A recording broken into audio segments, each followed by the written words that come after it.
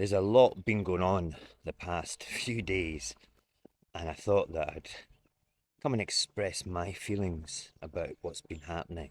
First of all, let it be known that I have voted Green with my second vote as long as I can remember voting in Holyrood.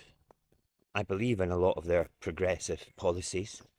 However, I believe that we have a better chance of moving forward with these policies with independence. What has really disappointed me is obviously the split between the SNP and the Greens, but the dummy, spitting, spiteful attitude of the Greens afterwards. It's a damn shame. I'm going to leave it there about the Greens and now move on to the vote of no confidence in the SNP as a government, and firstly, the vote of no confidence in our First Minister, Humza Yousaf. I think that this whole thing with the vote of no confidence is just political grandstanding. And we have to remember, first and foremost, this is an election year, and the SNP are the least popular party from a union perspective. They will do anything to destroy them, especially considering opinions about independence in Scotland on the whole is growing in strength, even if the political side with the SNP is slipping away. And I expect mindless comments about this, calling me a cultist and all the rest of it. But do you know what? That doesn't bother me. Independence is the right thing for Scotland. So by destroying Humza Yousaf, by bringing him down, by making him appear weaker, the union feels that they're going to strike a political blow to independence. And, from the popularity of the SNP, that might be the case. But as a whole, they are not going to turn round and strike a blow to people who want independence as a whole. I've always said that if Scotland wants independence, the people of Scotland will decide that, and there's nothing that any bit of paper, any legislation, any law can prevent that from happening. And I also feel that the political vehicle of the SNP is not the only means of getting independence. They're just part of it. There's many overlapping circles that will gain ground if we work together in order to do that. But first and foremost, it has to be the people of Scotland that want this. And with opinion polls sitting above 50% just now, people of Scotland are beginning to wake up and use their voice.